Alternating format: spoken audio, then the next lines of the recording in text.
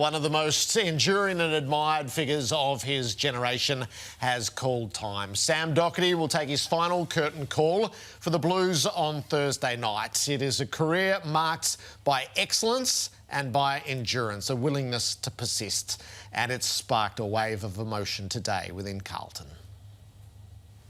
Crip, sorry, mate, we don't get to share that moment together. We've been out this for a long time, man. And from crisis meeting walks on a Sunday to beers and we've been having this solid goal for a very, very long time, man. And I love you. I hope you get what you deserve in footy, and I hope you get what you're chasing. But I want to thank you for everything you've given me. I got the fairy tale end that I'm sort of looking for in the end. It's an opportunity to pull on the Guernsey one more time with my teammates, run out there with the kids. It's something to be pretty special on Thursday.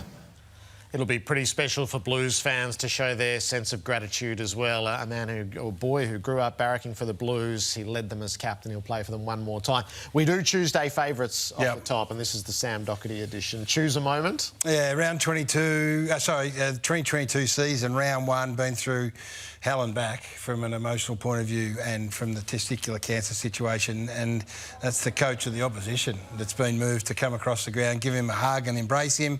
Just great to be back, I'd imagine. There'd be heaps of things going through his mind, and then this is what you're hoping for, that you get one of those moments during the game where the whole Carlton team can just, I think, show just how much they love him and appreciate what he's been through, and to celebrate with him. That is genuine, raw, real emotion, Jared, and that's symbolic with Sammy's career path, really, and it's going to be a great pleasure to have a chat with him in a minute.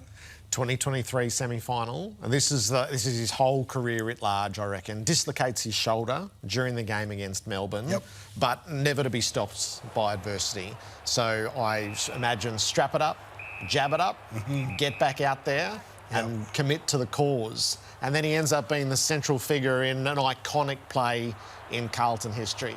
And I remember the stands were shaking like I can rarely recall at the MCG. Brave as they come, overhead mark with that shoulder hanging loose, kick it to acres in the square. I wasn't sharing quite the enthusiasm at this stage, Jared. I was sitting out on the concourse watching this, right in amongst that group, trying to be the impartial, stoic commentator at that time. But Jacob Wiedering involved in that as well. I was going to play game 200 along with him on Thursday night. So how good. Got halfway through that and realised my error just too late. Sam Docherty has shared a lot with us on AFL 360, and so it is tonight as well. Sam, congratulations. We really appreciate having you with us. Welcome.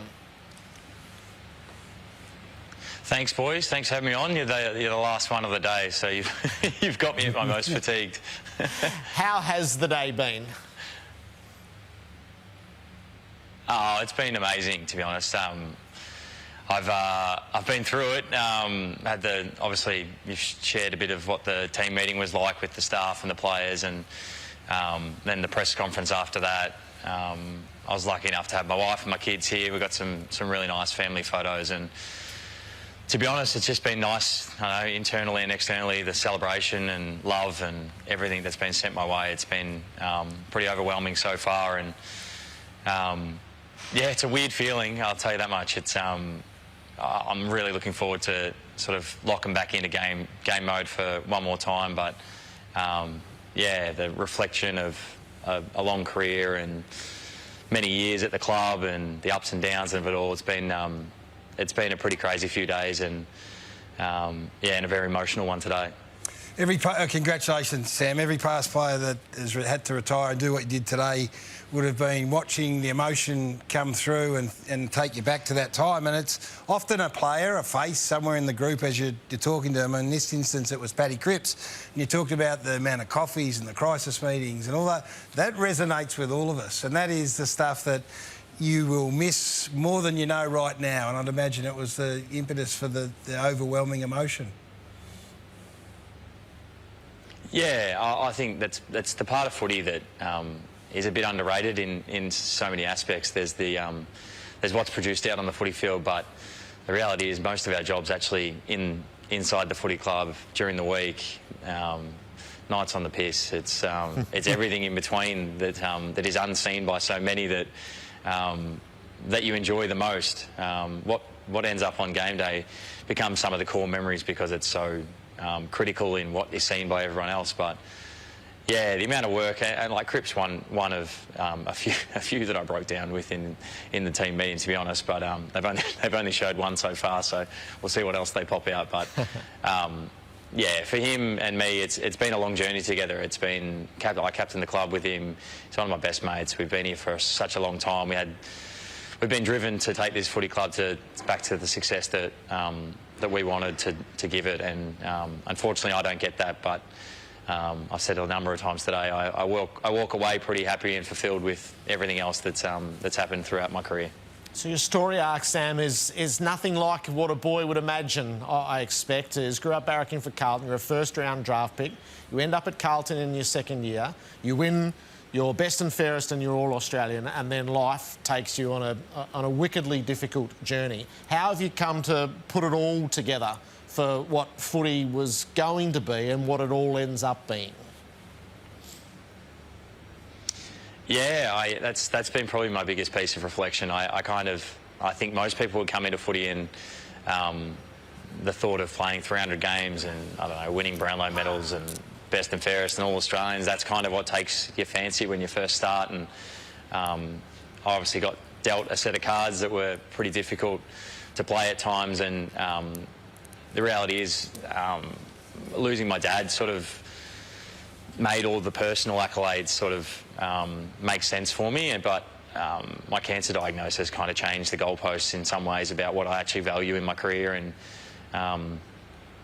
I'm nearly 32 years old, and my value is placed on the people and the relationships and the hope that I get to provide to people. As I said before, the day-to-day is what I've loved here, and the people that I've met. I've had thousands of teammates, 4 senior coaches, a number of other coaches in between that, and they're the memories that I take with me. That's all the stuff that I get to take into the next phase of my life, and all the lessons I've learned through all the adversity that I've faced.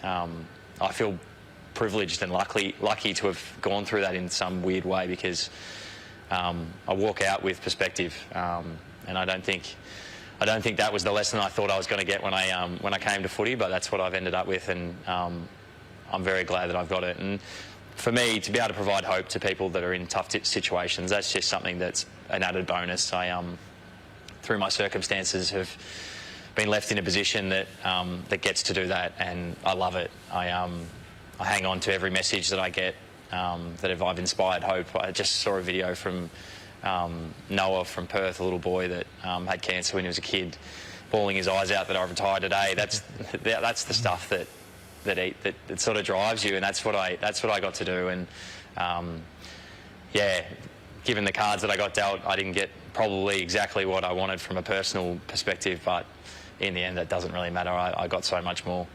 At what point along the way, and you're still a young man when you go through this, do you become comfortable that you're symbolic of something else? So there is football excellence, but you're symbolic of something bigger and something that you never would have set out to be.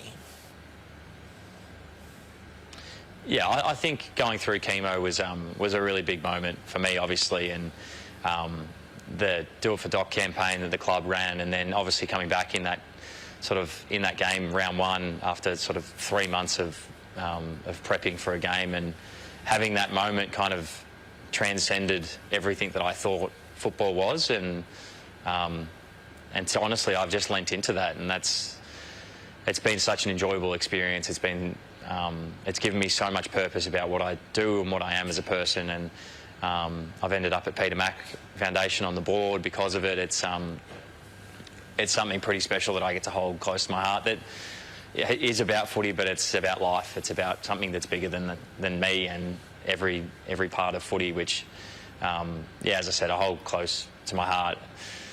It doesn't sort of take away from my footballing stuff and the personal achievement as well, but it's something that I hold very dearly to me. Your greatest achievement we just saw then, your wife Nat and your 2 children. As you say, you lost your father at a time. I wasn't aware of that, and then the nature of your cancer, the notion of fatherhood must have been, you know, a difficult one to try and get your head around as well, whether or not you can and you can't. That's the end of it all there, right there, Sam. You walk out in front of the footy media. We'll farewell you on Thursday night from what we do our stuff in, but just seeing you there with your girls and your wife, that's your greatest achievement. Yeah, it is, and that's kind of part of the end of my presser today is I've had many purposes that are in footy. My purpose now is my family. It's we as footballers live such selfish lives, and I don't mean that in a bad way. It's just the industry and what's required to be a high-level performer to stay in the industry for a long period of time. But sometimes that means that the sacrifices are at home, and I'm looking forward to being able to just be a dad, be a husband, spend some time at home, spend some time to relax and enjoy what it's like to, I don't know, have a little bit less stress on the plate and go and enjoy a wine on a Wednesday night, go have dinner on Friday and not worry about the game on Sunday. It's kind of the little things that I'm looking forward to now. Doesn't take away. As I said, I cherish every game I've ever played for Carlton, and to be able to play one more on Thursday night with my teammates, with all of the love that's been with it, plus one of my best mates' 200th games. It seems like the right time, and it seems like it's going to be a special night.